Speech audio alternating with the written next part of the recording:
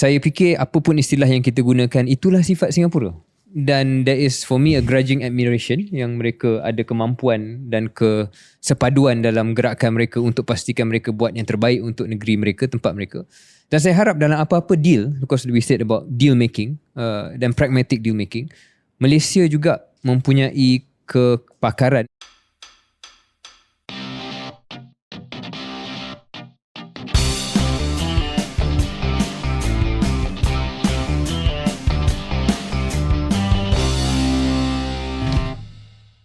Assalamualaikum, selamat datang ke episod 104 Keluar Sekejap bersama saya Syahril Hamdan. Dan saya KJ.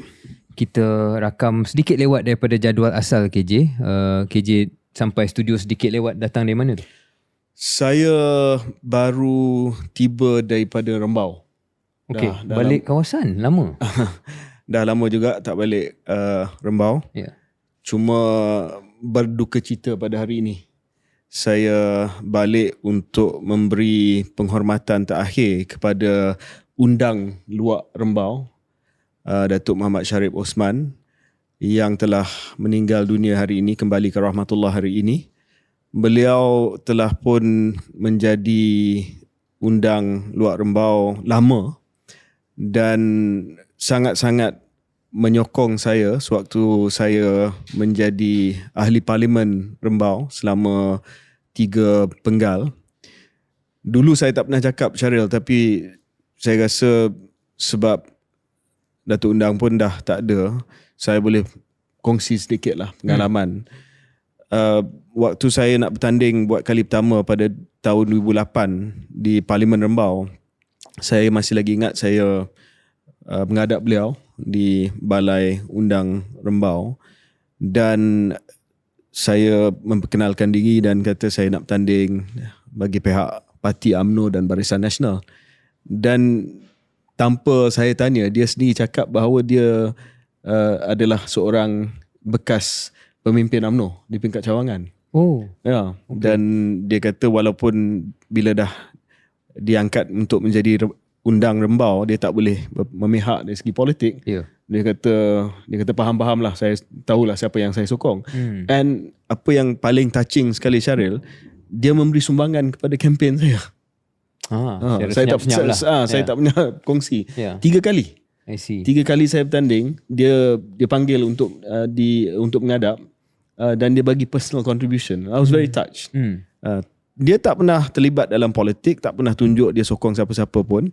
Walaupun anak-anak dia semua ketua cawangan UMNO dan orang tahulah dia orang UMNO, tetapi he was a very wise figure lah. Dan untuk mereka pendengar Keluar Sekejap yang tak tahu tentang uniknya Negeri Sembilan ni,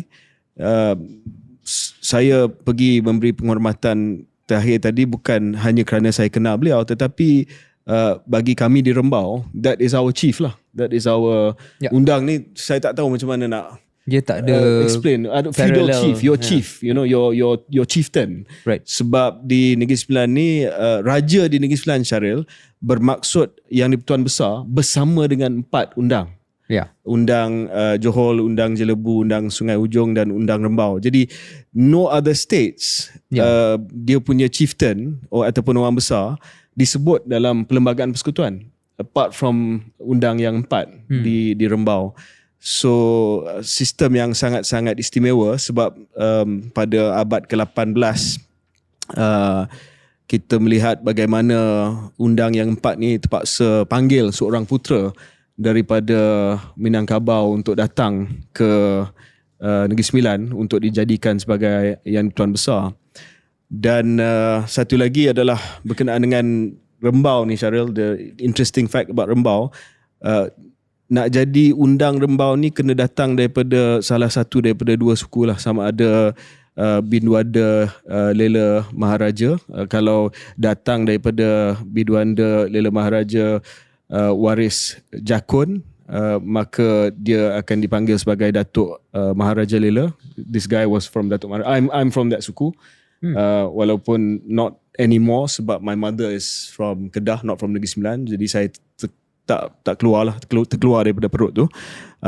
But now it reverts to the waris Jawa. So the new undang will be called the Datuk Sedia Raja lah. I see. So just a bit of context on apa yang akan berlaku. Very interesting. Ya, terima kasih atas perkongsian itu. Ramai yang saya yakin tak tahu. Kita ucapkan takziah kepada keluarga Datuk Undang Datuk Muhammad Sharif. Ya. KJ, mungkin kita nak mulakan episod ini dengan perbincangan berkenaan dengan apa yang berlaku di Qatar. Di mana ramai yang mungkin dah menonton klip video Datuk Seri Anwar Ibrahim PMX di forum Qatar Economic Forum yang telah pun berlaku dalam sehari 2 hari ini. Dan saya nak mulakan perbincangan ini dengan mengimbau sedikit perbincangan kita dalam episod yang lepas, di mana kita sebut tentang laporan daripada UNICEF, yang mana antara perbincangan kita adalah perlunya ruang fiskal diberikan ataupun ada dalam kerajaan untuk membantu menyelesaikan beberapa masalah. Dan untuk memberi ruang fiskal ataupun mewujudkan ruang fiskal, beberapa keputusan sukar hendaklah dibuat. Dan kita memberi pengharapan kepada kerajaan hari ini yang sudah pun menceritakan hasrat untuk merasionalisasi subsidi agar perkara itu berlaku, kerana itu yang sebaiknya untuk negara. Dan perkara ini dibincangkan dalam sesi temu atau wawancara Haslinda Hashim Bloomberg bersama dengan PMX, dan respon PMX yang berkenaan dengan perkara ini mungkin kita boleh paparkan untuk penonton-penonton keluar sekejap. Jadi saksikan klip ini. Yeah. So when it comes to the cut in fuel subsidies, can we expect that in June? Some say perhaps by year end. Can you give a time frame? We acknowledge diesel and oil. Our prices is the cheapest. I mean, Malaysian price is cheaper than even Saudi Arabia. So I concede things need to be done. But it has to be done judiciously, because in no way will I punish the masses. You see, inflation can be a problem. What can be the priority? The priority is to stop the wastage and the leakages. If we can reduce the leakages and stop the wastage. Can you commit though when those cuts will be happening? What is the priority? Do we need the funds? Yes. How do we need the funds? Cut the excesses, the waste. Stop the corruption. We can save billions in the process. Do that first, and we did that precisely in the first year. Now we move on to electricity, we move on to chicken subsidy, and now we have to consider about diesel. Because of too many leakages, billions are lost. But how do we then proceed to undertake this reform or cutting subsidy without punishing the poor? That, to my mind, is very central. We'll do it, of course. This year? At the right time, when we are fully prepared. Still no commitment to the kind of Prime Minister? No. Because I think, how do we do it? Any subsidy rationalization without costing further hardship to the poor. You know, I've struggled all my life in prison because of my position to defend the rights of the masses.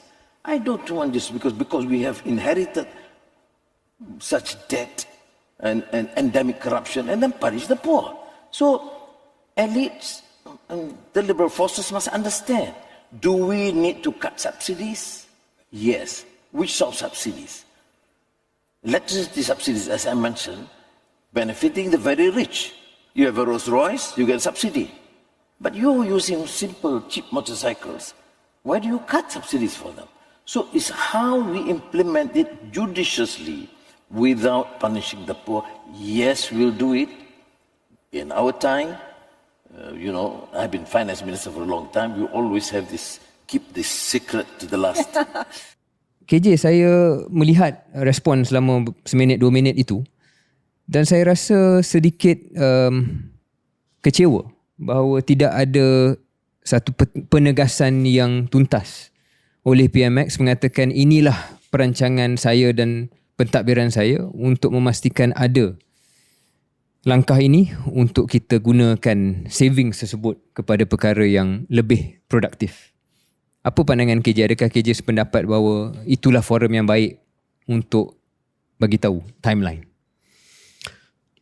Saya tengok penghujung klip itu, Perdana Menteri kata dia dah lama jadi Menteri Kewangan, campur pengalaman pada tahun 90-an, mungkin dah 10 tahun lebih jadi Menteri Kewangan ataupun menghampiri 10 tahun.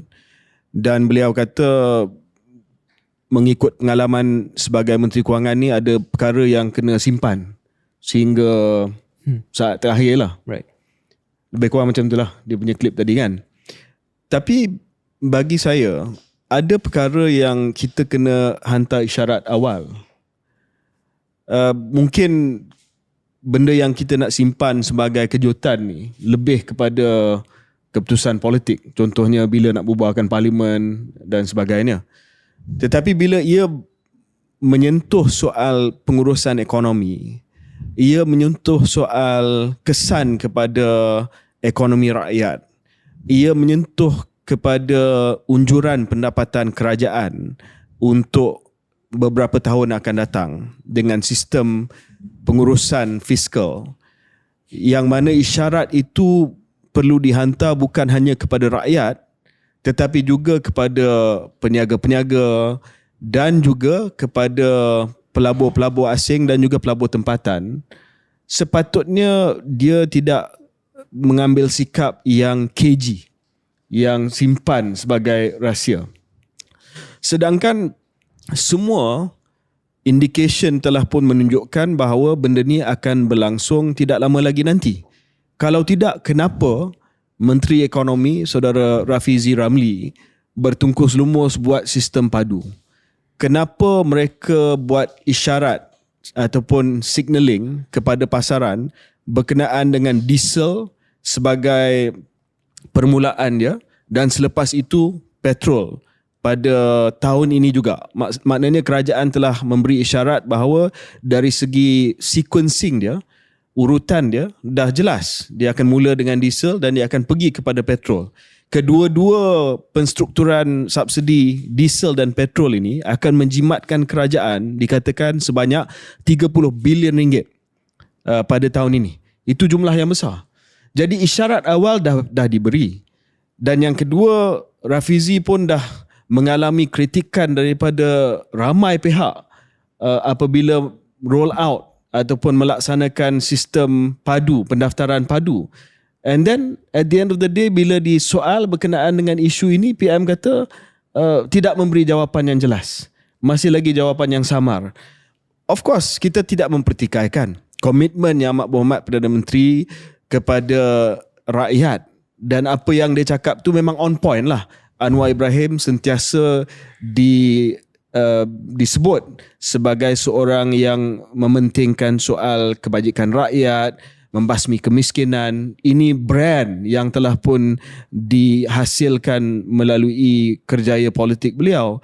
Tetapi bila dah ada isyarat-isyarat awal, bila kita tahu ini adalah keperluan yang mendesak, bila kita menghuraikan dalam episod yang lepas laporan daripada UNICEF yang mengatakan bahawa rakyat masih lagi menghadapi masalah kos sara hidup, tekanan terhadap pembesaran kanak-kanak, keadaan yang sangat meruncing dan sebagainya, dan ini memerlukan bantuan fiskal daripada kerajaan. Sepatutnya bila ditanya soalan seperti ini di pentas yang sangat besar di peringkat antarabangsa, sepatutnya dia memberi jawapan yang lebih jelas. Tak perlu sebut bila dari segi spesifik, tapi boleh sebut, boleh reiterate, boleh tekankan semula bahawa it will be done this year, ataupun ia akan dilaksanakan selewat-lewatnya pada suku tahun keempat tahun ini, untuk memberi isyarat bahawa it's coming. Tetapi kalau bila dia tak yakin dan dia cakap, oh saya akan memikirkan soal kesan kepada rakyat, kita kena ambil subsidi daripada orang yang membawa kereta yang besar, dan kita dah tahu semua prinsip tu. Sekarang the only issue that we want to know is when. Dan saya rasa satu peluang yang dia telah pun miss opportunity. Saya ada 3 poin KJ. Pertama ialah konsistensi komunikasi. Timbalan Presiden dia, Menteri Ekonomi dah bagi gambaran. Malah lebih daripada gambaran. Dia pergi roll out. Dia dah padu. And saya rasa kenyataan tempoh hari pun dia kata ia akan berlaku. Apabila PM bos dia pergi ke forum antarabangsa, message yang kontra berlaku. Jadi so that's one problem. The consistency of communications, dan pelabur dan sebagainya tidak akan suka perkara ni. So itu poin pertama. Poin kedua ialah dokumen induk kerajaan Madani adalah naratif ekonomi Madani. Itu yang dilancarkan setahun lepas lebih kurang. Dan dalam dokumen tersebut ada 7 goals, ada 7 aspirasi. Yang saya selalu sebut perkara ni sebab saya nak Syaril, you sebut because you're the only one who knows the 7. But anyway, okay. one of the 7, which incidentally not my favourite of the 7, tapi itu adalah dokumen yang menjadi anchor pasak kepada kerajaan dan ekonomi kerajaan ini, ialah untuk mencapai sasaran defisit 3% daripada KDNK. So you have told the world. You have said, I want to grow by X%, 4 to 5%. I want to have 45% labour income share of GDP, and I want 3% deficit. Macam mana you buat nak capai matlamat tersebut apabila perkara yang utama untuk capai sasaran yang you sebut itu you tak buat? Itu second point. Dan last point 3 ialah, saya rasa antara keputusan yang paling penting dalam seorang pemimpin adalah bagaimana menggunakan modal politik, political capital. And spending that political capital at the right time is probably one of the most important judgments you make, right? Dia baru menang KKB. Kita dah sebut episod lepas bahawa momentum opposition pembangkang tersekat. Kalau dalam keadaan ini di mana keselesaan ini pun tidak digunakan, apa jadi kalau besok apabila sokongan itu mungkin sedikit rapuh? Jadi atas 3 poin itu saya rasa ialah macam KJ, I think it's a missed opportunity, and saya harap ia boleh diperbetul dengan penegasan yang lebih tuntas and not waffling. Ya. Saya rasa perkataan dalam bahasa Inggeris yang sesuai digunakan untuk kenyataan yang dibuat itu adalah waffling lah. Dia cuba kata ya akan dibuat tapi kena ambil kira yang ini. Saya rasa kita dah sampai tahap yang mana kita tak boleh lagi dengar waffling. Kita kena ada komitmen yang jelas berkenaan dengan timetable ataupun jadual waktu pelaksanaan rasionalisasi subsidi ni. Dan kita nak ulang bahawa saya rasa kedua-dua kita sependapat bila perkara ni berlaku, kita sokong. Kita akan sokong. Dan kita akan explain kepada penonton sebab benda ni bagus. Ini adalah antara keputusan yang sukar, tough calls. We know, I understand. Yang perlu dibuat. That's why you have the job as Prime Minister. That's why you have the job as a minister. Saya dulu banyak tough calls waktu COVID, and it's not going to be popular. Jadi apa yang kita boleh buat untuk sokong supaya rasionalisasi subsidi ini dilaksanakan dengan cara yang berkesan tetapi cara yang adil, dengan tuntas dan dengan jadual yang jelas, mesti dibuat segera bagi saya. Miss opportunity. Syaril, ada klip yang kedua yang sebab Syaril sebutkan tadi bahawa masalah pertama adalah clarity ataupun komunikasi yang jelas dan komunikasi yang konsisten. Ada klip kedua yang juga menjadi sedikit masalah atas penilaian tersebut. Boleh dengar klip kedua. Minister, we talked about how you've brought stability to the government, but there are tensions brewing. Some members in your coalition have asked for Anwar Ibrahim, Najib Razak, the former Prime Minister, to be released and to be under house arrest. Are you for it? Is your government for it? Because suddenly your deputy is for it. Now, case Najib, there's due process. He's been in prison. I gave all possible facilities so that he's being treated fairly, at least comfortable, because prison is not bed of roses. I am an authority on the subject. But there is, of course, his right to appeal for pardon from the king. And I have advised the king that you must consider as a process as is the case of any other Malaysian citizen who appeal to the king. Now, the decision is, of course, to reduce funding. The sole discretion of the king. Whether he should be given house arrest, our position is, at present, you go through the process and let the king decide. But I'm not calling What's for... your perspective? Are you comfortable with the idea? No, there's ongoing process still. There's ongoing trial on the YMDB case. I think let the process continue. If the king is supposed to ask for my advice, I would say, Your Highness, go through the process.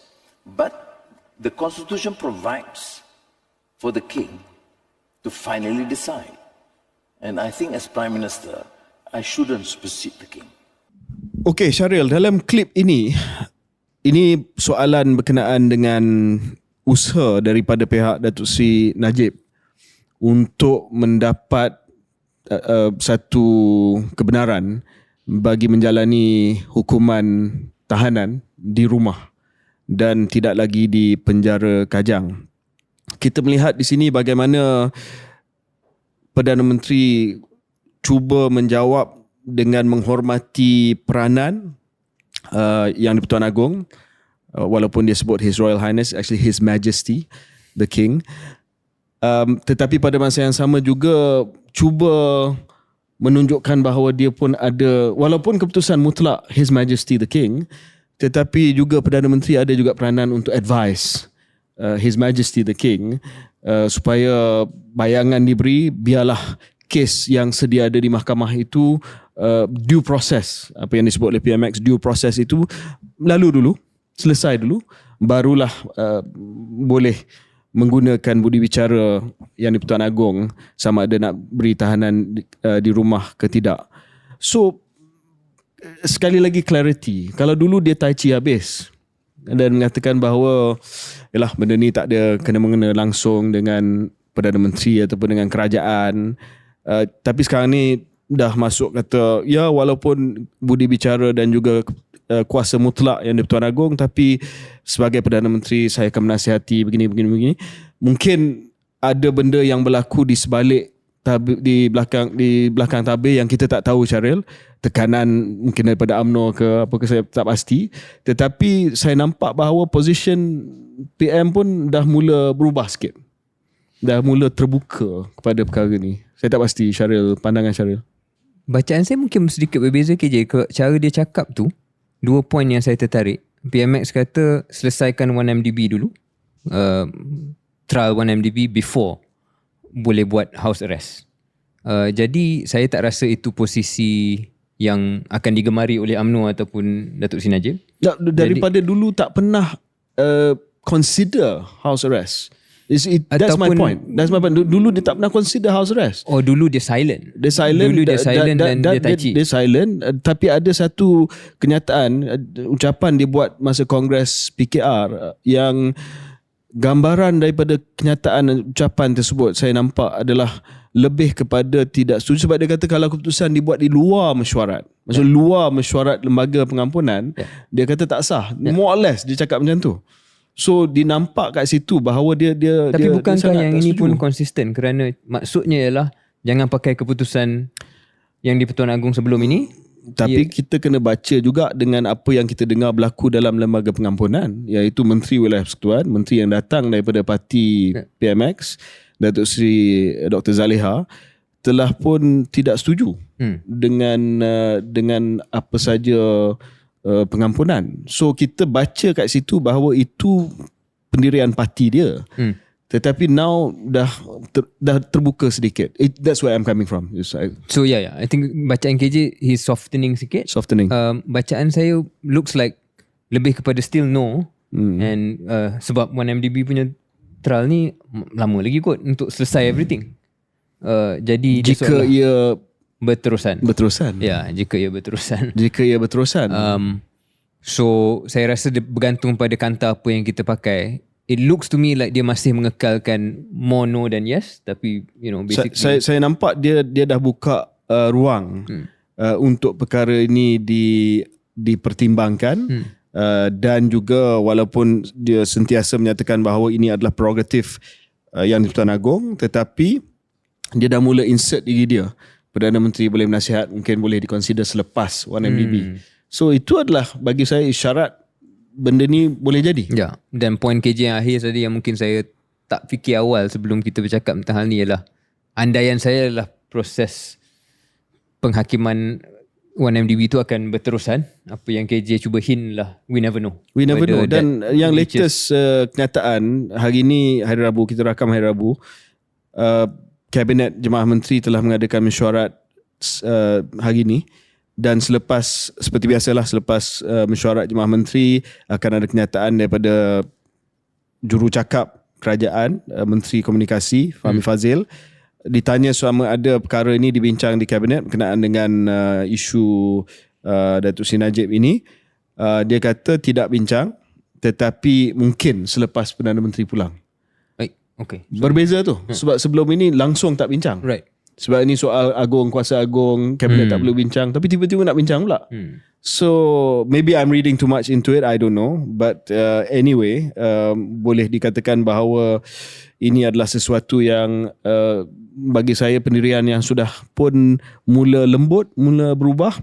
Dan kalau kita tengok kepada FB bosku Najib, dia post hari ni, dia ambil, Bukan dia post, dia account dia yang post sendiri. Ya, siapa yang Ya. manage account dia. Ya, Kita ada secara sendirinya akaun dia telah post menggunakan AI ke apa benda, Ya, saya tak pasti. wallahualam. Wallahualam.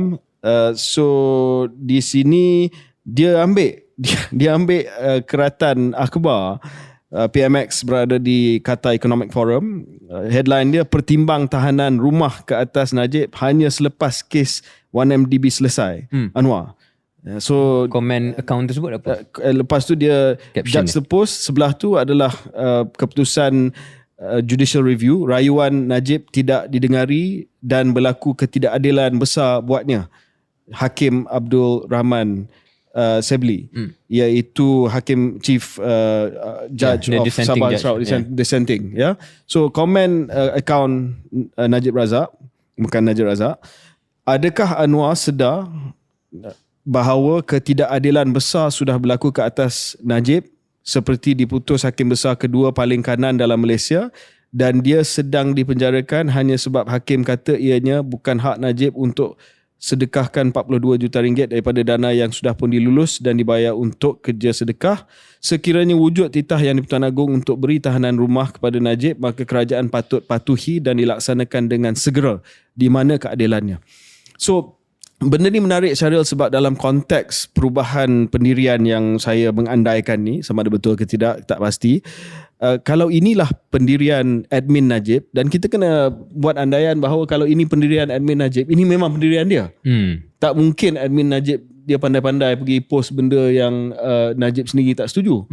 So sudah pasti ini adalah juga pendirian yang sedang dihantar kepada Presiden UMNO daripada Najib. Dan kalau ada seorang selain daripada PMX yang Presiden UMNO takut adalah Najib.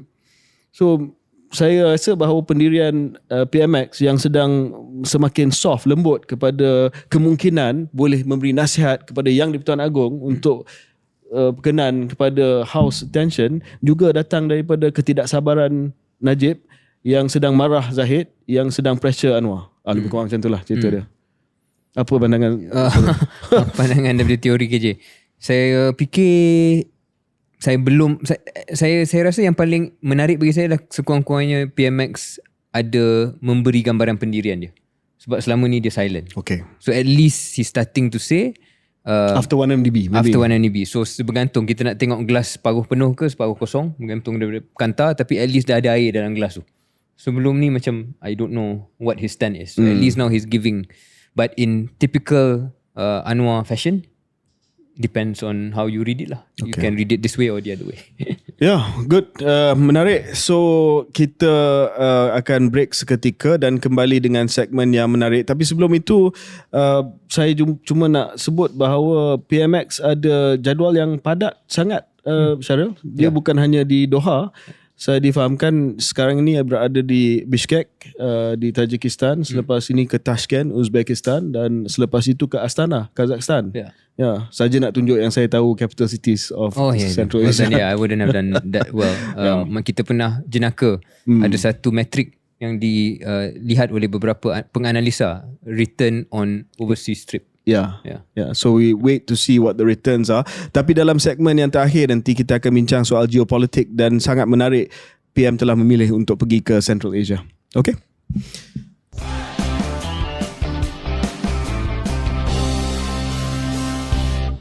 Selamat kembali ke episod ke-104 Keluar Sekejap. Syaril, ada khabar angin yang menyatakan bahawa Syaril tidak lagi menyumbang kepada KWSP. Adakah itu benar? Dan kenapa? Adakah Syaril dah tidak yakin dengan KWSP? Itulah soalan yang sangat sensitif KJ. Saya sekarang ni adalah pemilik syarikat saya sendiri. Wow. Capital owner. Tak adalah, yalah. Capital owner lah. SME je. SME, Ya, tapi capital IKS, owner. Ya, okay, capital owner. Ya, menguasai buruh. Tak ada. Jadi saya setakat ini ada option lah untuk sama ada ambil gaji daripada syarikat itu ataupun ambil director fee. I'm not going to go into detail about how much I take. Ya. Tapi sebab tak gaji, so saya tak perlu bayar KWSP. Kita rakam hari ini 15 hari bulan Mei adalah deadline untuk e-filing. Adakah Syaril dah selesai? Sebab sudah pasti pegawai LHDN sedang mengikuti KS dengan begitu rapi sekali sebab banyak sponsor sekarang ni. You know. Hi, So, LHDN. Sebabkan sponsor-sponsor tu bayar pada syarikat Keluar Sekejap. Syarikat Keluar Sekejap hendaklah membayar dan menyelesaikan sebarang tunggakan kalau ada. Bayaran cukai. Tapi e-filing untuk saya secara peribadi dah dibuat. Alhamdulillah selesai. Dan disebabkan saya tak ada PCB, so tak ada claim, saya kena bayar. Okay. So I had to pay tax. Again, not going to say how much. But adalah sikit. Tahun ni dari segi filing cukai menarik sebab tahun ini selain daripada PCB, saya ada PCB tapi saya terpaksa bayar untuk beberapa pendapatan sampingan yang saya dapat. So satu pengalaman barulah bagi saya. So dia ada satu drop down tu, how many employers, berapa banyak majikan. So KJ letak apa? 5, 6, 7. Pelbagai juga. Pelbagai sumber pendapatan. Tapi saya rasa saya telah buat yang terbaik untuk negara. Sebab pembayar cukai ini adalah menyumbang kepada negara, bangunan negara. So balik kepada isu persaraan ni Syaril. Saya rasa kita kena kupas sikit lah isu penstrukturan semula akaun KWSP. Ada keluar yang berita telah pun berlaku. Kita pun dah banyak bincang soal KWSP. Syaril dan saya pejuang kepada sistem penstrukturan pencen negara supaya pengambilan baru dalam penjawat awam semua dipindahkan kepada KWSP dan tidak lagi mengikuti sistem persaraan pencen kerajaan yang sedia ada. Tapi itu cerita untuk hari lain. Kita dah panjang lebar tulis dalam The Edge, kita dah bincang kat sini dan sebagainya. Saya nak bangkitkan isu berkenaan dengan penstrukturan semula akaun KWSP yang telah pun bermula pada minggu lepas, pada 11 hari bulan Mei. Kalau dulu kita biasa dengan akaun 1 dan akaun 2 lah, 70% dalam akaun 1 yang digunakan untuk persaraan dan juga 30% untuk akaun 2 yang digunakan untuk keperluan kitaran hayat sebelum persaraan. Contohnya untuk pendidikan anak-anak, pembelian rumah ataupun bagi tujuan kesihatan dan juga bagi tujuan pembelian insurans tertentu. So dengan penstrukturan yang terkini, mungkin konteks penstrukturan lah Syaril. Syaril pernah menjadi pengarah ekonomi di Pejabat Perdana Menteri. Saya rasa antara soalan ataupun cabaran dasar awam, public policy question yang utama yang dihadapi, bukan the only, tapi utama yang dihadapi dari segi public noise sewaktu Syaril menjadi pengarah ekonomi di Pejabat Perdana Menteri di bawah Datuk Seri Ismail Sabri adalah pengeluaran KWSP dan tekanan terhadap kerajaan untuk meluluskan satu lagi pusingan ketiga, mungkin pusingan keempat, kelima, because there was other sub-schemes pengeluaran KWSP. Syaril, mungkin sebelum kita kupas tentang penstrukturan semula akaun KWSP ni, boleh ceritakan sikit tentang tekanan tersebut dan apa perkiraan Syaril sebagai penasihat kepada PM pada waktu itu, sama ada nak nasihatkan kepada PM, syorkan kepada PM untuk membenarkan ataupun tidak? Saya agak jelas kepada Yang Makmum Perdana Menteri waktu itu untuk tidak berbuat begitu. Dan pandangan saya itu belakang tabir dan juga saya keluarkan satu kenyataan dan it cost me politically a lot dalam UMNO. Sebab UMNO memang nak supaya ada satu lagi pusingan iaitu pengeluaran. Datuk Seri Najib dan juga Ketua Pemuda UMNO Malaysia pada waktu itu sangat-sangat vokal tentang Datuk Seri Najib pun pengeluaran. minta. Ya. Macam mana? Sebab dia dalam penjara. Oh ya. Admin dia minta. Admin dia minta. Okay. Admin dia minta. Tapi sebelum tu pun dia dah pushing for the third withdrawal. It cost me politically dan saya tapi saya punya pandangan agak jelas lah pada waktu itu dan kita tak perlu rehash the argument, but the basic argument was basically yang dah keluar banyak dah pada waktu 101 billion tak silap saya sebelum the last round. Tapi akhirnya PM9 Datuk Seri Maya Sabri buat keputusan untuk he caved to the pressure, in my opinion, and I was left hanging as the only guy who still consistently said not to do it. Saya fikir itu adalah satu pengalaman dan tekanan yang sangat-sangat berat kepada sesiapa yang ada pandangan kontra kepada gelombang itu, dan akan dilabel macam-macam. Sama ada orang tu dalam KWSP ataupun lebih kerap lagi orang yang public figure ataupun ada kedudukan dalam jawatan akan diserang, mengatakan bahawa kita yang berpandangan sedemikian adalah yang tak berhati perut ataupun kita elit jadi kita tak faham kedudukan di bawah dan sebagainya.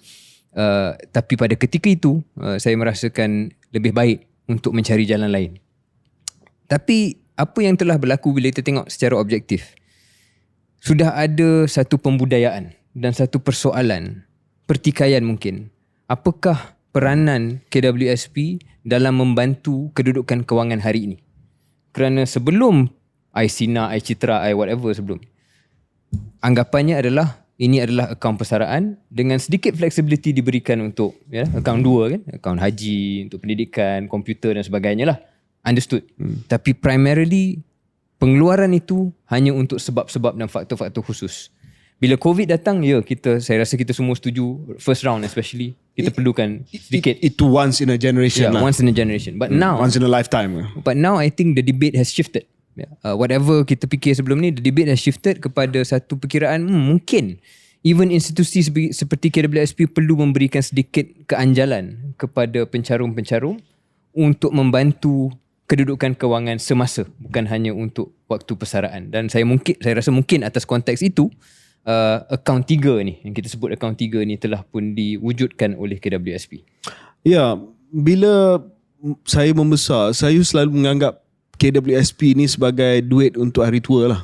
Yes. Itu dalam konteks pemikiran saya. Tetapi kita faham bahawa selepas melalui COVID dan pasca COVID juga, walaupun kita melihat gaji semakin meningkat mengikut angka-angka rasmi yang kita baca, tetapi rakyat, seperti mana laporan UNICEF yang kita bincang pada episod yang lepas, masih lagi merasai kenaikan harga barang yang tak terkawal.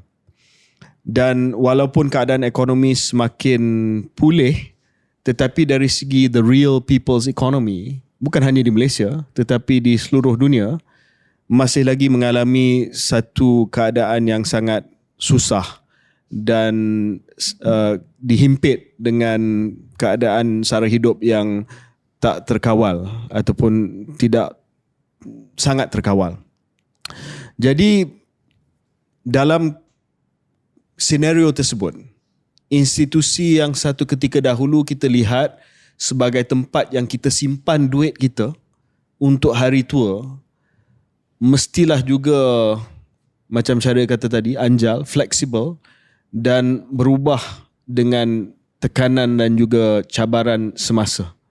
Saya rasa itu antara konteks, bukan asas keputusan, tapi konteks kenapa KWSP ataupun EPF telah pun menstrukturkan semula akaun. Jadi bagi mereka yang belum tahu, tapi saya rasa semua tahulah.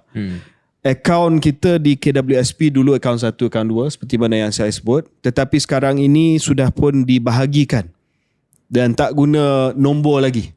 dia diberikan nama. Diberikan nama sebab dari segi labeling itu kita pun tahulah tentang tujuan akaun itu. Akaun pertama sekarang ni adalah akaun persaraan. Itu very clear lah.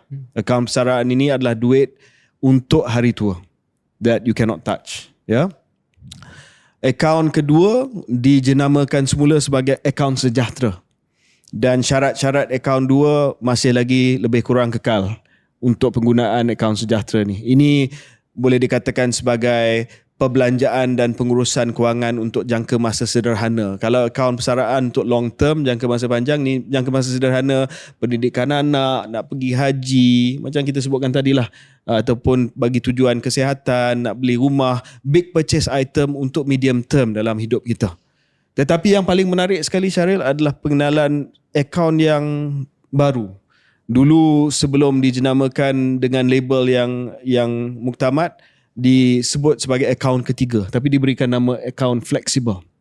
Akaun fleksibel ni boleh keluar bila-bila masa, ya. Dan dia ada formula dia. Formula dia adalah 75% kepada akaun persaraan, 15% kepada akaun sejahtera dan 10% kepada akaun fleksibel.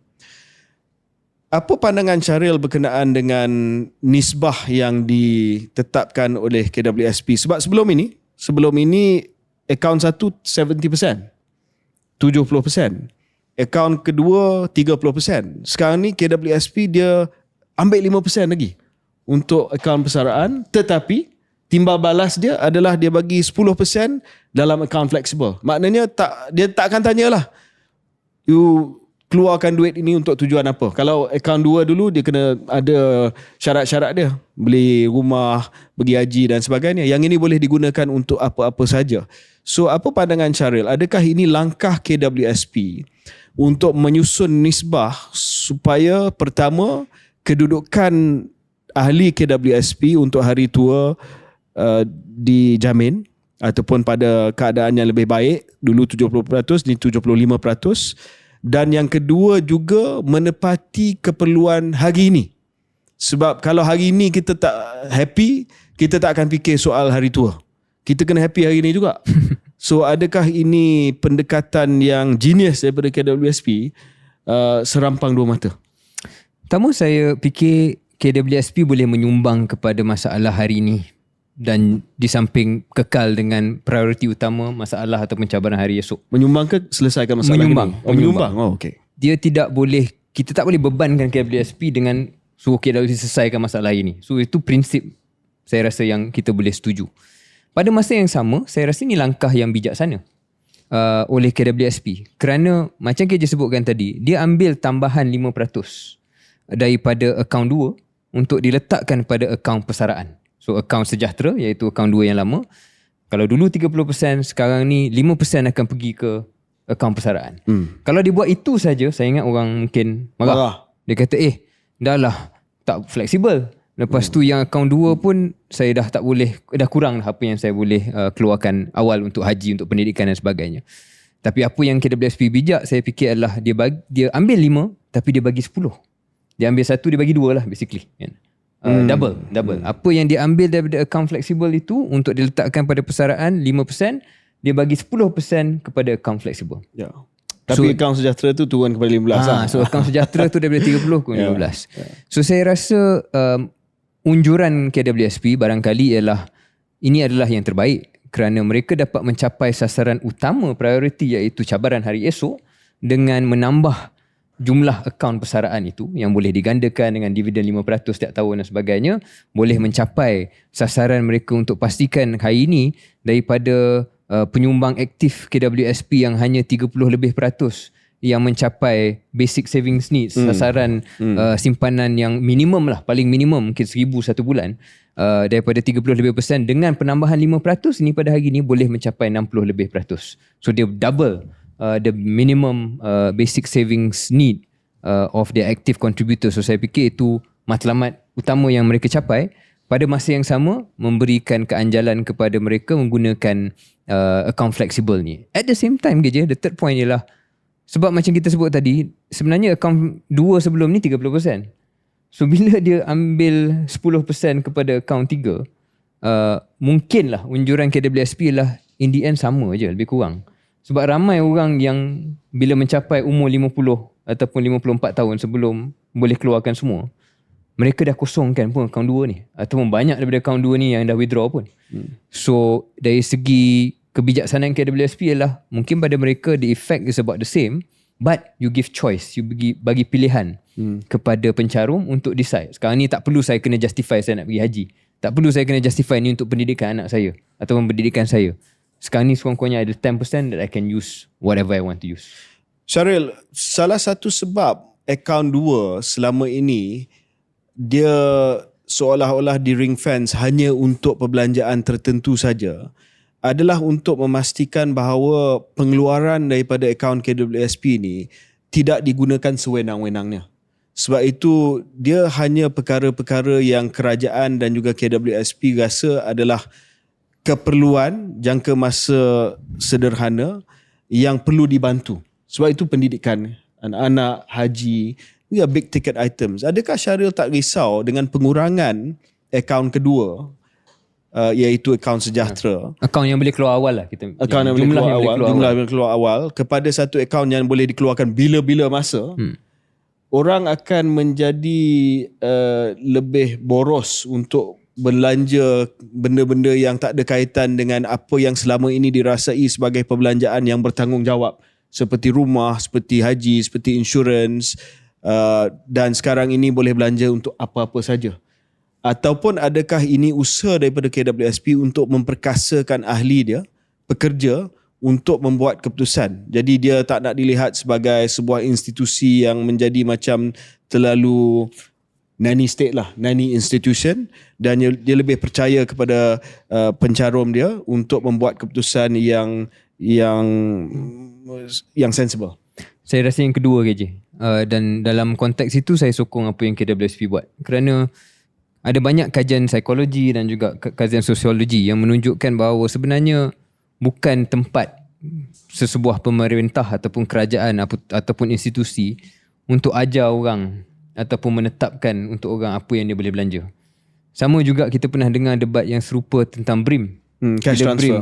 Bila buat cash transfer, bila Datuk Seri Najib buat cash transfer, one of the opposition ialah ini dia akan gunakan untuk beli rokok, untuk beli. Bila dibuat kajian, tidak. And there was a study, many studies buat tentang BRIM punya expenditure. The vast majority penerima BRIM menggunakan untuk perkara yang mereka perlukan, sama ada pakaian, makanan, benda asas. Jadi tak betul pun andaian yang kadang-kadang orang buat ataupun penganalisa secara abstrak buat bahawa kita kena hadkan what people can use their money for. So saya rasa ini juga soal moral lah, dari segi kita berilah kepercayaan dan hak kepada mereka. Sejauh mana yang kita nak bagi flexibility untuk dia keluarkan awal tu, you decide what's best for you and your family. Ya, saya sedar dan saya pun tak nak cuba nak memberi nasihat ataupun mengajar orang macam mana nak gunakan duit mereka, sebab kami setuju bahawa itu hak mereka dan mengikut kajian yang telah pun dijalankan secara keseluruhan dia, more likely than not orang tahu macam mana nak gunakan duit yang mereka dapat, sama ada dari segi bantuan tunai ataupun dari segi pengeluaran duit dia sendiri. Tetapi bukankah juga sesuatu tanggungjawab bukan hanya KWSP tetapi orang yang menghuraikan tentang isu pengeluaran KWSP dan juga kewujudan akaun fleksibel ini, supaya siapa-siapa yang keluarkan duit daripada akaun fleksibel ini mestilah menggunakannya untuk keadaan-keadaan tertentu. Saya rasa reminder tu perlu kita keluarkan. Sure. Saya pernah dengar, walaupun KWSP tak sebut, tapi ada beberapa orang yang menghuraikan isu ni kata kalau nak keluarkan akaun 3 pun biarlah itu betul-betul untuk perkara yang mendesak, kecemasan. Soal kalau perniagaan anda mengalami cash flow yang bermasalah pada bulan itu, boleh dah keluarkan, tapi jangan digunakan sewenang-wenangnya. Saya rasa elemen pendidikan tu perlu. Jadi mungkin saya salah sebut tadi, bukan tempat kita untuk menetapkan. Ya. Tapi mendidik ataupun memberi pandangan, saya rasa boleh sangat dan sangat-sangat perlu sebenarnya. So kalau saya nak tanya Syaril, walaupun Syaril dah berhenti menjadi pencarum KWS seketika mungkin insyaAllah satu hari nanti bila dah jadi KS Berhad, boleh kembali sebagai pencarum KWSP. Ya, kita doakan. Amin. saya nak tanya Syaril, sebab saya difahamkan bila menstrukturkan balik akaun KWSP ni kepada 3 akaun, daripada 1-2 kepada persaraan, sejahtera dan fleksibel, dia ada 2 pilihan. Sama ada bermula dengan zero, akaun akaun fleksibel tu bermula pada 11 hari bulan Mei, ataupun boleh diambil daripada akaun sejahtera dan boleh di transfer daripada akaun sejahtera kepada akaun fleksibel. Apa Syaril akan buat? Saya buat masa sekarang dengan apa yang ada sekarang ini, yang sudah ada dalam akaun KWSP, saya memilih untuk tidak transfer. Tidak transfer. Saya akan biarkan apa yang ada dalam akaun 1 dan 2 ataupun akaun persaraan dan akaun sejahtera lah. Saya tak akan masukkan dalam akaun fleksibel sebab saya tiada perancangan untuk keluarkan. Tapi saya appreciate, saya iktiraf, menghargai option tersebut. Jadi mungkin satu hari nanti memerlukan ataupun memahukan option tersebut, maka sebarang caruman baru yang mungkin boleh datang besok, kalau saya secara sukarela pun mencarum, boleh pergi ke akaun fleksibel dan saya akan ada hak untuk keluarkan bila saya nak keluarkan. Tapi masa sekarang saya tak pilih. Tapi kalau nak alihkan duit daripada akaun sejahtera kepada akaun fleksibel, dia hanya sampai 31 hari bulan Ogos sahaja. Ya. Ya. Selepas itu dia kena ikut formula yang ada lah. Ya. Kalau tak opt out, kalau tak opt out daripada formula mungkin, tersebut. Ya, kita patut ceritakan tentang opt out itu. Ya, tapi ada pihak yang tak nak. Tapi sebelum itu, kalau anda mahu transfer, memindah amount daripada akaun sejahtera kepada akaun fleksibel, dia kena buat sebelum 31 bulan Ogos. Ya. Dan ia hanya dia boleh buat sekali. Yes. Dan formulanya adalah 1/3 daripada apa yang ada dalam akaun sejahtera. Jadi dari segi taktikalnya, mungkin jangan buat sekarang.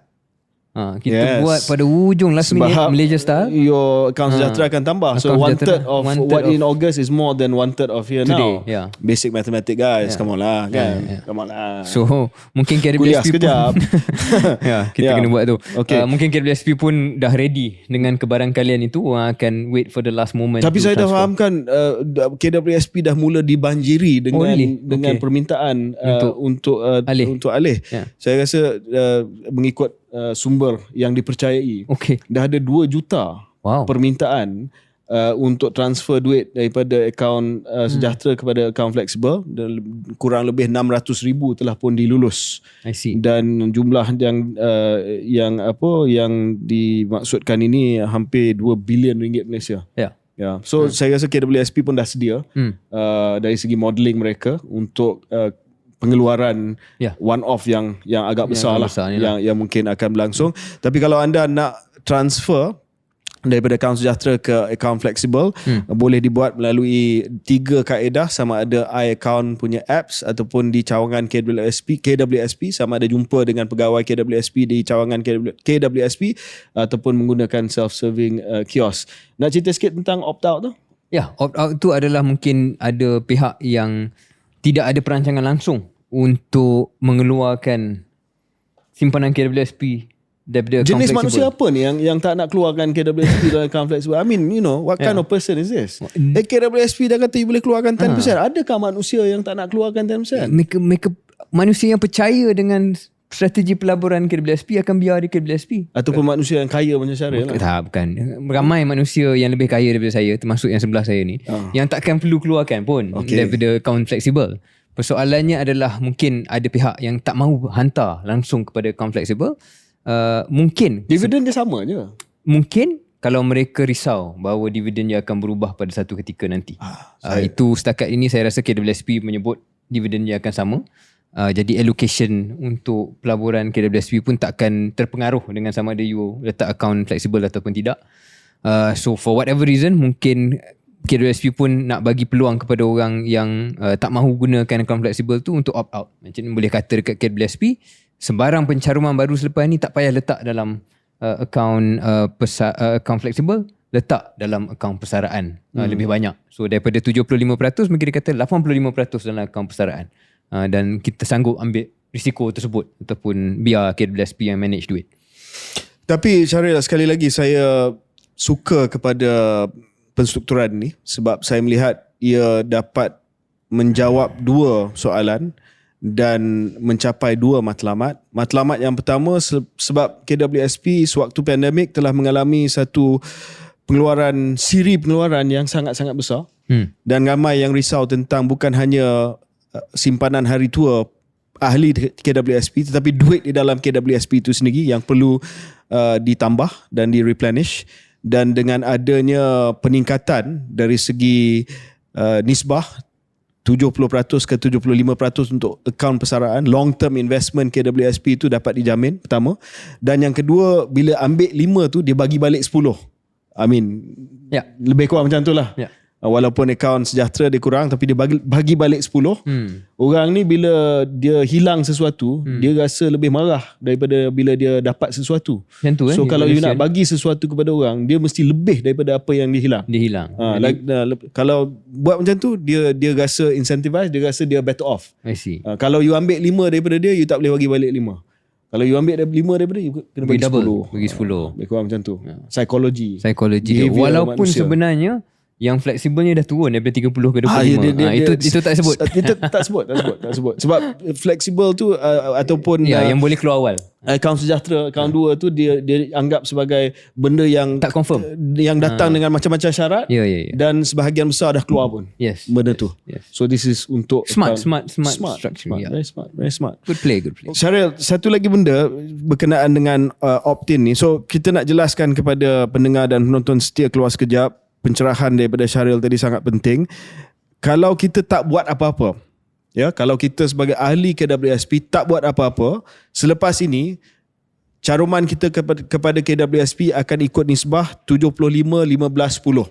75% kepada akaun persaraan, 15% kepada akaun sejahtera, dulu dikenali sebagai akaun 2 untuk perbelanjaan yang disyaratkan sahaja, dan 10% kepada akaun fleksibel yang boleh digunakan untuk apa-apa tujuan dengan nasihat KS bahawa gunalah untuk kecemasan dan juga keperluan yang mendesak sahaja.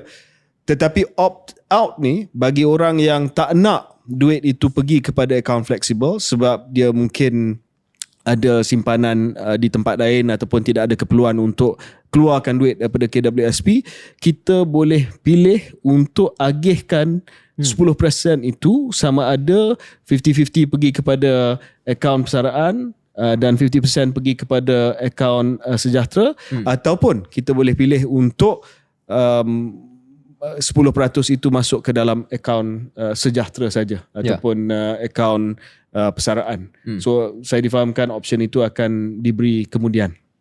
Jadi so at least boleh decide lah. Boleh decide. Dan satu lagi benda yang baik tentang penstrukturan ini ialah mungkin secara tak langsung memudahkan dan memangkinkan pekerja-pekerja gig untuk mula mencarum dengan sukarela.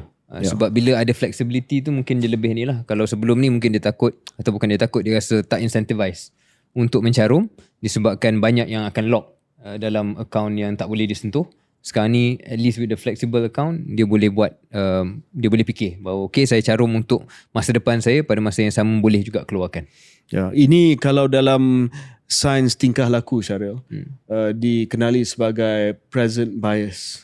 Kita akan mementingkan masa hari ini lebih daripada masa depan. Jadi mungkin disebabkan present bias ini di kalangan pekerja gig, dia tak fikir soal masa depan, dia hanya fikir soal hari ini sahaja. Disebabkan keperluan mendesak harian, mereka tidak consider KWSP. Sebab dalam kepala mereka, macam saya sebutkan tadi lah, saya membesar ingat KWSP ini untuk masa depan. So bila dimasukkan soal fleksibel ini, you enter the present dan you address that present bias. I guess to wrap this up, untuk saya perlu fikirlah macam mana untuk menaikkan pendapatan, kerana in the end it is not KWSP's main job untuk sort out today's problem. That's something else. Syaril, last daripada saya tentang isu ini, sebab kita pun banyak kali cakap tentang soal persaraan dan sebagainya. Balik kepada clarity of communication lah, dan juga signaling, isyarat-isyarat awal. Bila rasanya kerajaan akan memberi isyarat awal berkenaan dengan sistem persaraan perkhidmatan awam? Kalau melihat cara cakap tentang pengurangan ataupun rasionalisasi subsidi minyak, saya tak ada pengharapan besar lah bahawa dia akan sentuh reformasi persaraan perkhidmatan awam. Mungkin bukan dalam penggal ini. Mungkin nak kena menang pilihan raya sekali lagi. Sebab window, jendela untuk membuat sesuatu semakin kecil. Kita dah masuk ke tahun kedua. Saya selalu sebut bahawa dalam apa saja penggal parlimen, dasar yang susah yang akan mengundangkan kontroversi, walaupun benda tu benda yang betul, hanya boleh dilaksanakan dalam tahun paling lewat pun tahun ketiga. Tidak ada kerajaan yang ingin tanggung dasar yang boleh mengundang kritikan, walaupun dasar itu dasar yang tepat pada tahun keempat, kelima. Dan jendela waktu itu akan tutup pada tahun depan. Mungkin ucapan belanjawan pada tahun ini, pada bulan Oktober nanti adalah last chance saloon untuk PMX. Okey, kita break dan kembali selepas ini.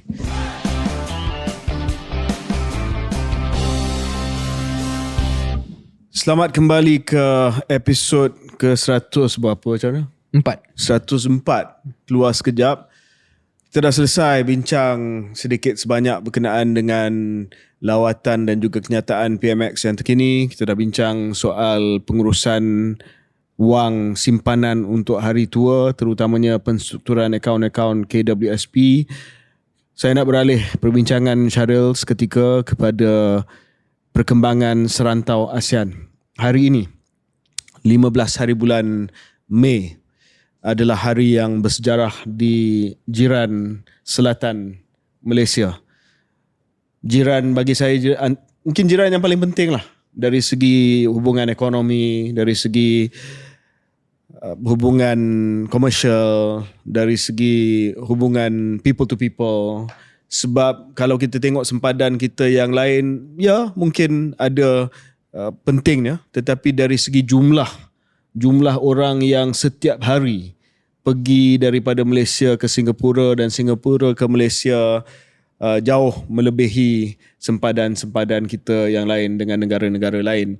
Malah saya pernah baca bahawa land crossing antara Johor Bahru dan juga Singapura adalah land crossing yang paling sibuk dalam dunia. Dan penerbangan antarabangsa, sektor penerbangan antarabangsa yang paling sibuk setiap hari di dunia adalah antara Kuala Lumpur dan Changi. Hari ini bersejarah Syaril sebab buat kali ketiga sahaja dalam sejarah Singapura sejak tahun 1965 apabila diisytiharkan kemerdekaan daripada Malaysia, Singapura akan tukar Perdana Menteri. Dan ini adalah Perdana Menteri keempat Singapura. Perdana Menteri Singapura pertama yang hanya membesar dengan nyanyian lagu Majulah Singapura. Perdana Menteri sebelum ini pernah wujud, maknanya sudah pun lahir sebelum Singapura merdeka pada tahun 1965. Sama ada mereka nyanyi lagu Negaraku, Kimigayo, Jepun ataupun God Save the King. Ini adalah pemimpin daripada 4G, fourth generation Singaporean yang akan mengambil tampuk Perdana Menteri. Lawrence Wong, usia 51 tahun saja. Dalam konteks usia orang politik, 51 tahun ini boleh dianggap sebagai muda. Dan walaupun pada usia 51 tahun telah pun diberi kepercayaan oleh rakan-rakan sebaya dalam parti PAP. Mungkin saya nak jelaskan sikit tentang bagaimana Lawrence Wong dapat dipilih sebagai Perdana Menteri Singapura. Seperti mana tradisi parti PAP, People's Action Party Singapura, mereka akan bincang di kalangan pemimpin-pemimpin generasi yang akan datang. So selepas Kuan Yew, second generation leaders dia bincang dan dia pilih Goh Chok Tong. Selepas Goh Chok Tong, third generation leaders dia bincang. Antara mereka lah siapa yang akan mereka sokong sebagai calon untuk menjadi pemimpin. Yang dipilih sebagai Perdana Menteri, Lee Hsien Loong dipilih sebagai Perdana Menteri Singapura. Dan untuk 4G sama juga, satu proses perbincangan telah pun berlangsung dan satu proses pemilihan telah pun dibuat secara tidak rasmi, dan saya difahamkan hampir sebulat suara daripada ahli-ahli pemimpin generasi keempat Singapura ni telah memilih Lawrence Wong sebagai calon untuk dijadikan Perdana Menteri apabila Lee Hsien Loong umumkan persaraan beliau, dan Lee Hsien Loong telah beberapa minggu yang lepas umumkan bahawa hari inilah hari yang beliau akan lepaskan jawatan Perdana Menteri, beralih ke jawatan Menteri Kanan. Dan pada malam ini, semalam kalau dengar rakaman pada hari Khamis, Lawrence Wong telah pun mengangkat sumpah di depan Presiden Tharman sebagai Perdana Menteri keempat Singapura. Syaril, saya perhati IG Syaril sentiasa ke Singapura bagi tujuan perniagaan dan sebagainya. Apa pandangan Syaril berkenaan dengan peralihan tampuk kepimpinan di Singapura? Di Singapura, peralihan dia dan cara dia mengurus peralihan sangat-sangat unik. Macam KJ gambarkan dalam episod ni dan sebelum-sebelum juga ada internal punya perbincangan dan dipilih di kalangan sebaya 4G. Konsep 4G ni pun mungkin di negara lain tak wujud lah. Tapi di Singapura mereka jelas je nak pastikan peralihan itu peralihan generasi, bukan hanya peralihan individu. Yang saya tertarik ialah rombakan kabinet yang tak seberapa besar yang telah pun diumumkan oleh Lawrence Wong sebagai bakal Perdana Menteri baru Singapura. Dia ada kekosongan timbalan Perdana Menteri sudah tentu sebab dia naik, dan beliau telah memilih veteran PAP Gan Kim Yong untuk menjadi timbalan Perdana Menteri di situ, mengisi kekosongannya.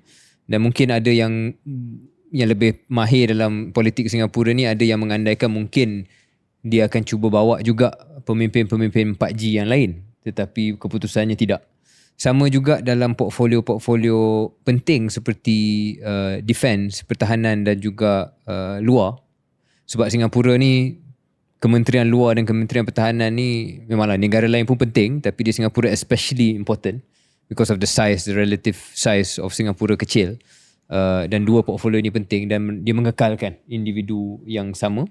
Dan tidak membuat rombakan baru. Sekali lagi tidak memberikan ruang kepada ataupun belum lagi buat keputusan untuk beri ruang kepada rakan-rakan 4G yang lain untuk ambil portfolio kanan seperti itu.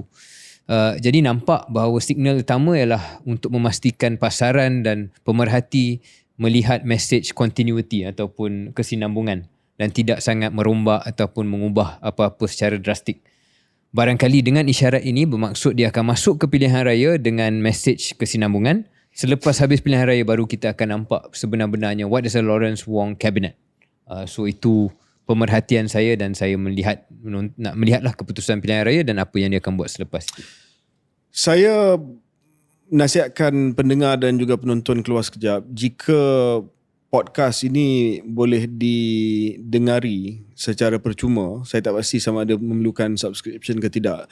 Tetapi kalau ada peluang, dengar interview Lawrence Wong dengan majalah The Economist, di mana beliau telah pun ditanya soalan-soalan bukan hanya berkenaan dengan Singapura, tetapi penilaian beliau tentang isu antarabangsa, terutamanya isu yang berkaitan dengan ketegangan geopolitik yang kita hadapi pada hari ini.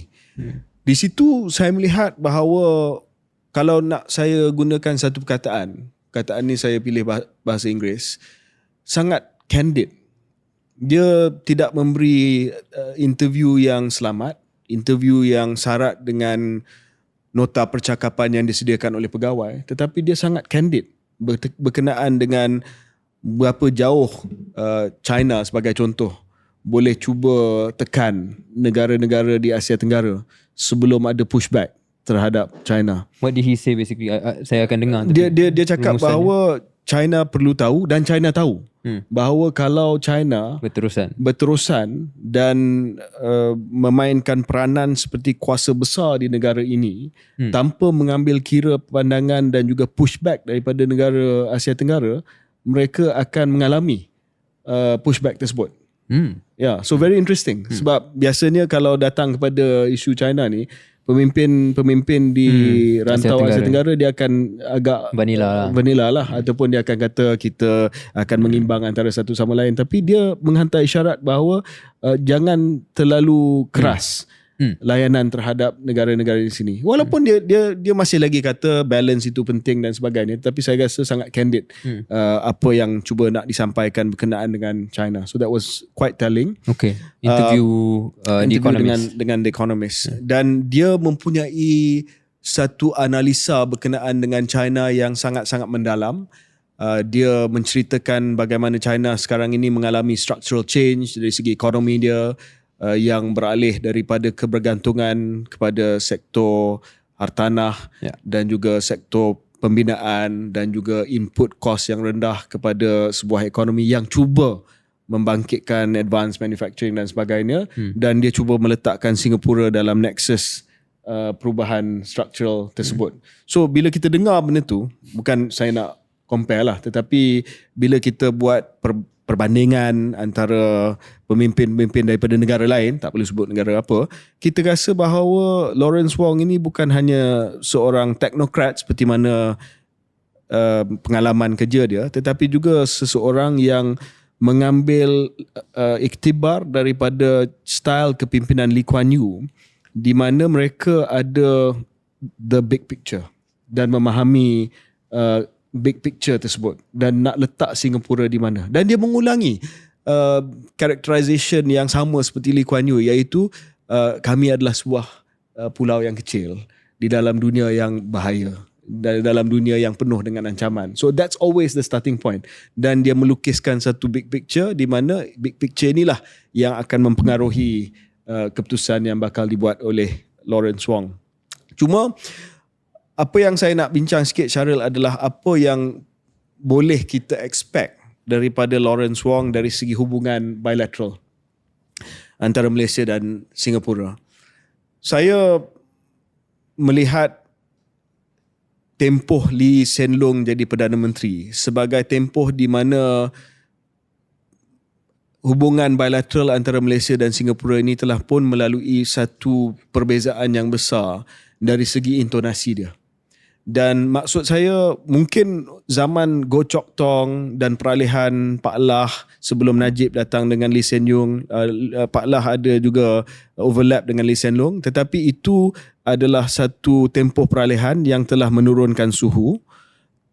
Tetapi selepas Lee Hsien Loong dan Najib jadi Perdana Menteri di Singapura dan di Malaysia, mereka mewakili generasi yang tidak ada historical baggage. Historical baggage yang saya maksudkan ini adalah seperti Mahathir dengan Lee Kuan Yew. Mereka mempunyai historical baggage ataupun beban sejarah daripada pemisahan Singapura dan Malaysia pada tahun 1965.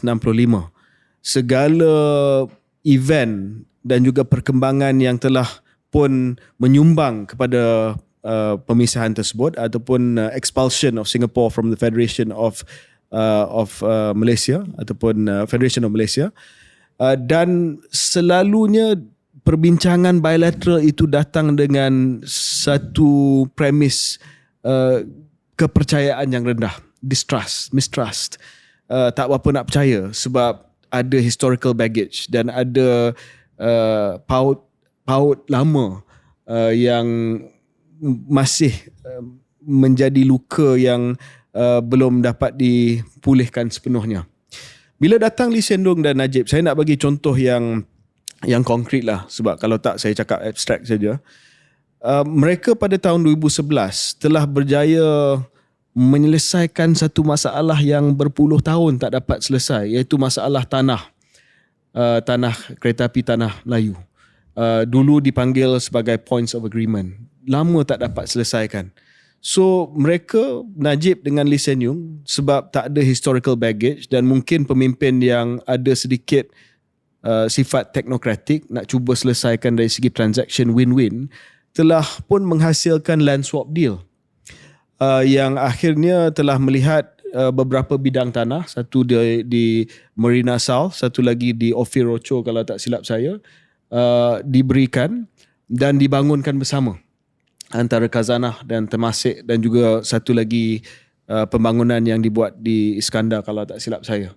Itu adalah maksud saya, bagaimana bila tak ada historical baggage dan ada usaha untuk mencari satu transaction yang win-win dan tolak ke tepi soal segala distrust yang wujud, boleh sebenarnya ada kemajuan yang sangat-sangat bagus untuk kedua-dua negara. Dan hari ini kalau kita pergi Marina South, ada mercu tanda yang berjaya, yang gemilang, menandakan kerjasama yang berjaya antara Singapura dan Malaysia, Temasek dan juga Khazanah. Adakah Lawrence Wong akan meneruskan? Saya rasa yes, sebab dia tak ada historical baggage. Dan saya dah kenal beliau 10 tahun, sedekad. Beliau adalah pragmatic, dan walaupun saya masih lagi kata bahawa beliau ada ciri-ciri sharp elbow Singaporean ni, tetapi saya rasa is someone that we can do business with in the context of, kalau dulu Najib Sen Long telah selesaikan POA dengan land swap, mungkin dia akan melihat kepada isu Johor Singapore Economic Zone, dan mungkin akan ada inisiatif untuk segerakan benda tu.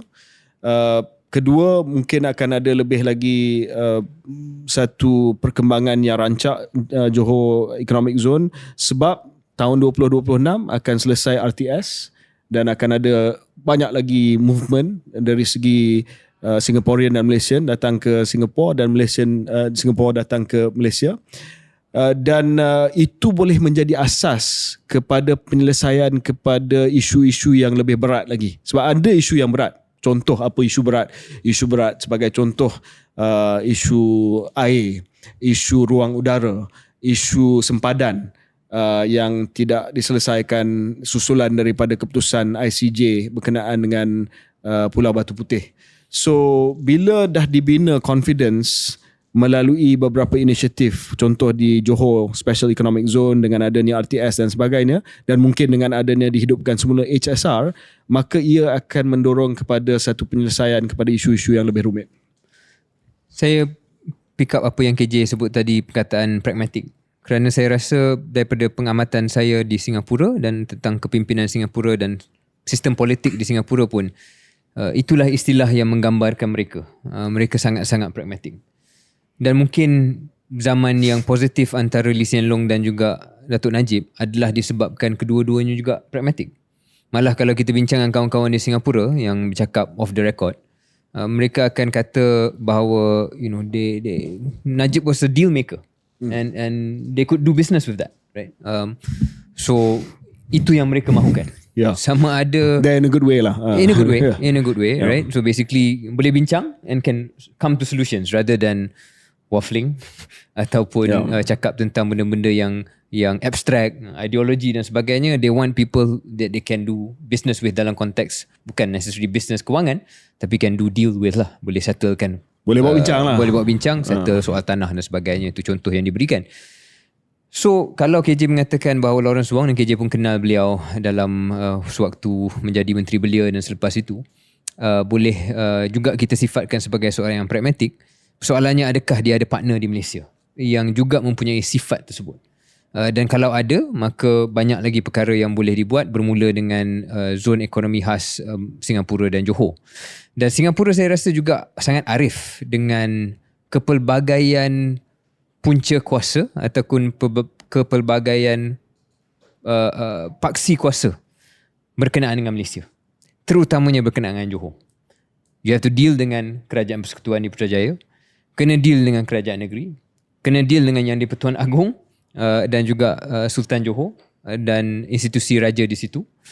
Dan saya rasa Singapura arif bagaimana navigate, but they need partners from the Malaysia side. Jadi ujiannya bagi Lawrence Wong dan juga bagi kepimpinan baru politik Singapura dalam konteks hubungan dengan Malaysia adalah SEZ. Saya rasa itu akan jadi mercu tentang hubungan tersebut dan kejayaan di situ.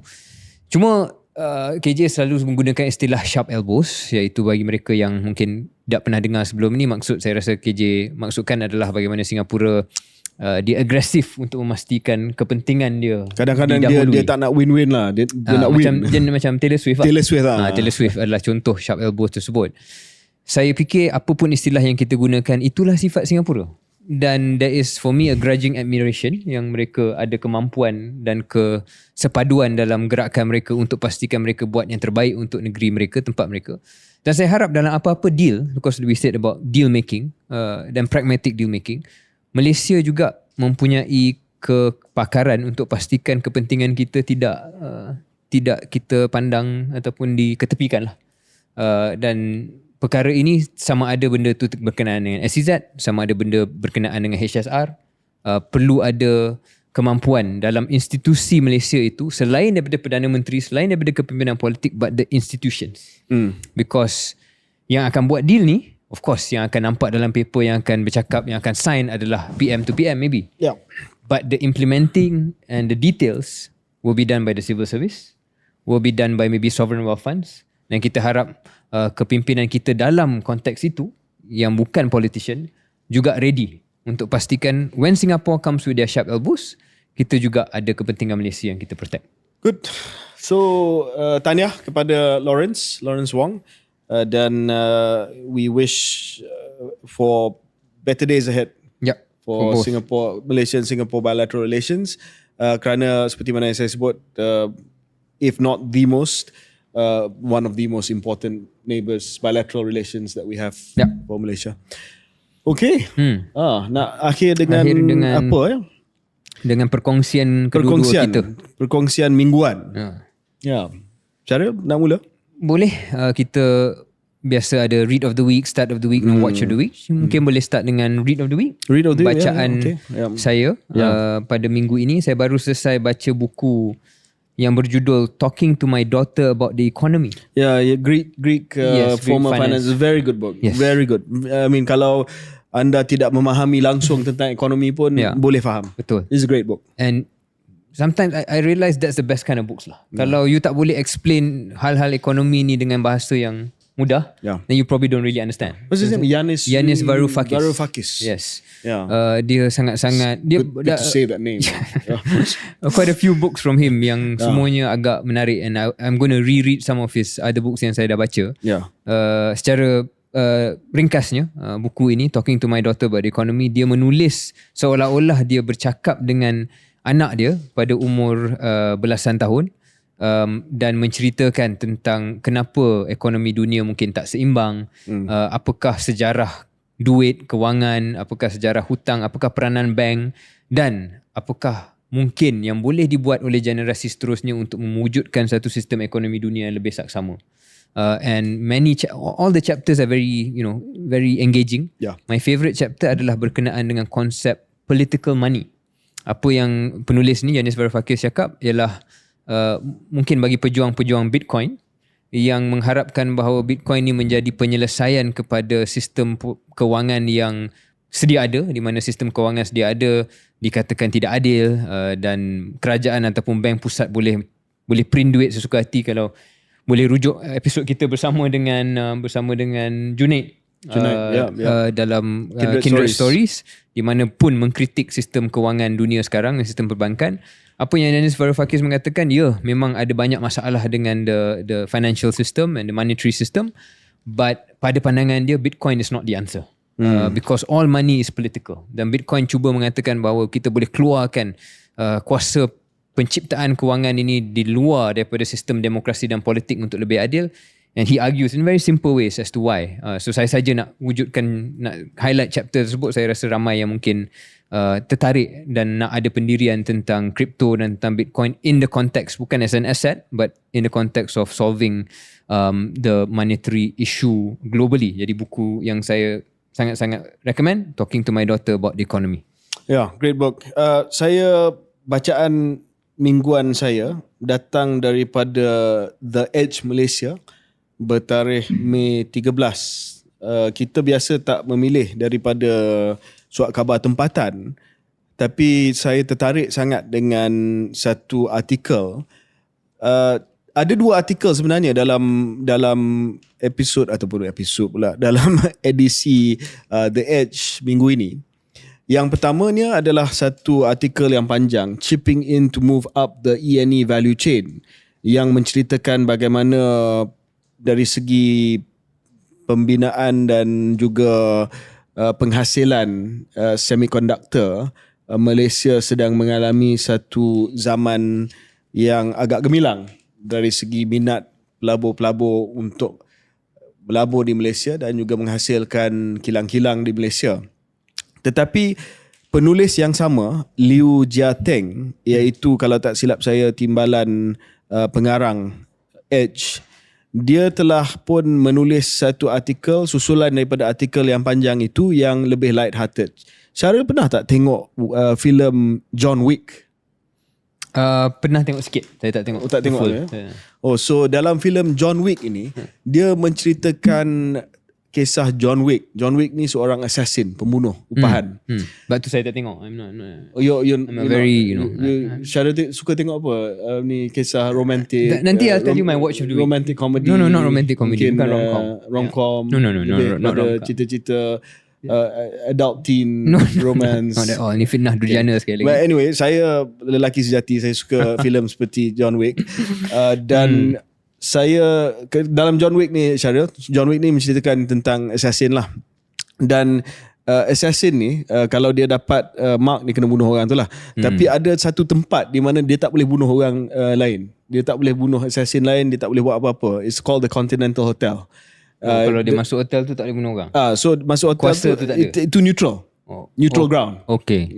Hallowed ground for assassins. Dia tak boleh. I see. They cannot do anything in the content. So it's like a parley place lah. These two. It's like back in the day in macam medieval Switzerland lah. Europe. Apparently if you run into a church, then nobody can kacau you for a while. So dia menceritakan dalam standoff geopolitik dan semiconductor ni, Malaysia is the Continental Hotel for China and the US. So I thought that was quite a good analogy. Yeah. So baca, it's very short article, bagaimana Malaysia sekarang dianggap sebagai tempat, just as the Continental Hotel provides a safe haven for hitmen and high-end criminals, Malaysia has become the go-to destination for chip production in the current US-China tech standoff. So that was an interesting way of positioning Malaysia as that place where the most neutral of neutral the places. most neutral of neutral places in the standoff. That's very interesting because for that to be true, and baca artikel DH ni, Malaysia kena berterusan untuk memainkan posisi yang sangat-sangat tengah tu lah. Yeah, which is not easy. Which is not easy. Dan saya akan sentuh dalam watch and read of the week nanti. Okay. So that was your read of the week. Sorry, that was your stat of the week. Yeah. Okay. Shall I do watch of the week? My watch of the week is not a rom-com. My watch of the week is called The Stranger. The Stranger ni movie kat Netflix. Oh. Pretty sure it's not. Yeah, because kadang-kadang saya tengok Apple TV juga, tapi it's Netflix. Dilakonkan oleh Joel Edgerton, if I'm pronouncing his name correct. He was in Warrior. We both like Warrior. Oh yeah. Dia berkenaan dengan, dia movie yang set in Australia. Dan cerita dia bagaimana untuk satu operasi polis untuk cuba memperangkap seorang suspek yang disyaki membunuh seorang kanak-kanak untuk mengakui bahawa dia bunuh. So it was a long-winded strategi ataupun approach.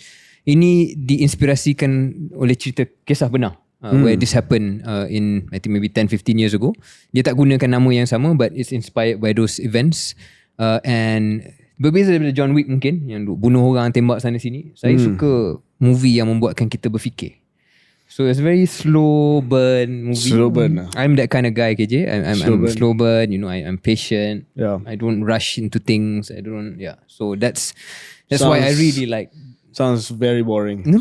It's deep and deep and makes you think, right? Which it's what makes I you like sleep. to. I feel sleepy right now. Watch the show. To you, man. So tolong siapa yang ada masa tengok movie tu, dan tolong bagi saya feedback sama ada saya berada dalam minoriti kecil ataupun ramai juga yang suka this kind of slow burn movie. So The Stranger, I would really recommend it. Very very good. Syaril, saya secara tidak sengaja tersempak dengan satu YouTube channel. Nama dia gempak lah, Kings and Generals. Dia ada dalam 3.56 juta followers. Not bad. Dan saya ada baca pula. Saya ada menonton satu dokumentari setengah jam aja. Russia, China and Iran, A New Axis. Dia ada banyak. Saya hanya sempat untuk menonton satu saja dokumentari. Dan cara penyampaian dia kalau nak dikatakan tak ada bias, tak betul. Dia ada sedikit bias terhadap dunia barat, Tetapi dia dengan mudah menceritakan tentang geopolitik, siapa kawan dengan siapa, siapa tak kawan dengan siapa, siapa beli apa daripada siapa, kenapa dia beli apa daripada siapa, adakah ini akan menewaskan aksis NATO dengan European Union sebagai contoh dalam 30 minit. Sangat-sangat menarik. Dan saya tertarik tentang video ini sebab apa yang Syaril sebutkan tadi. Kita kena monitor sebab kita selalu anggap is always US lawan dengan China. Dari segi geopolitik, dari segi semiconductor, chip wars dan sebagainya.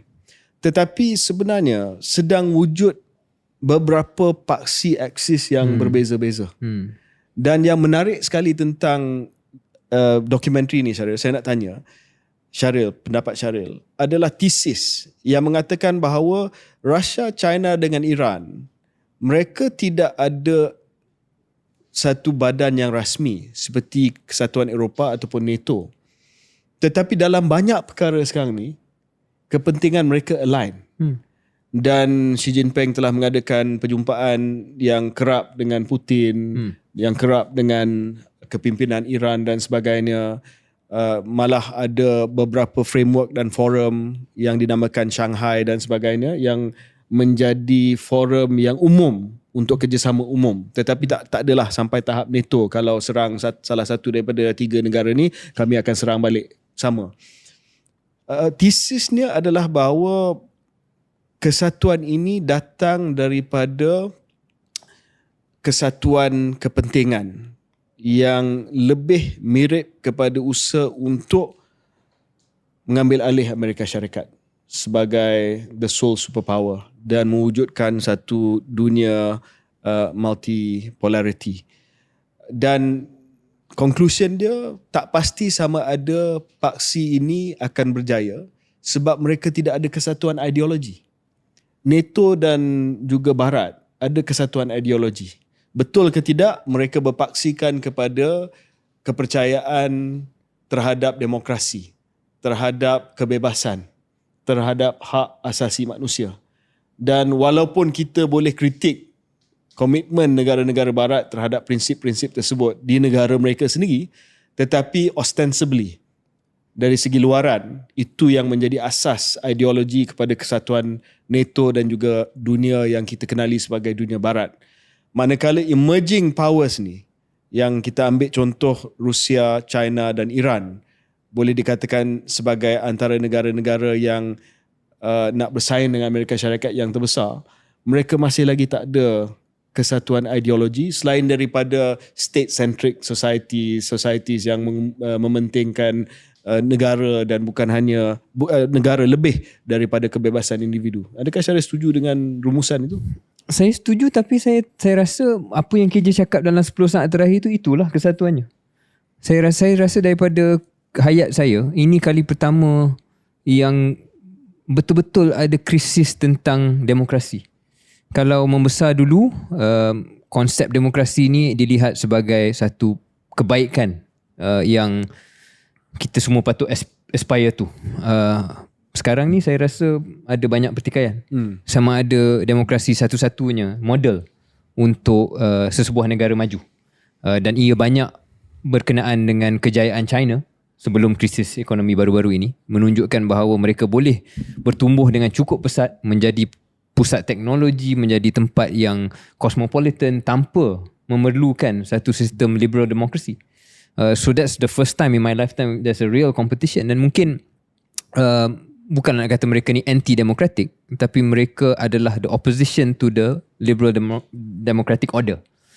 Dan itu yang menjadikan satu glue untuk mereka, selain daripada of course posisi mereka yang lebih antagonistik terhadap Barat dan Amerika Syarikat.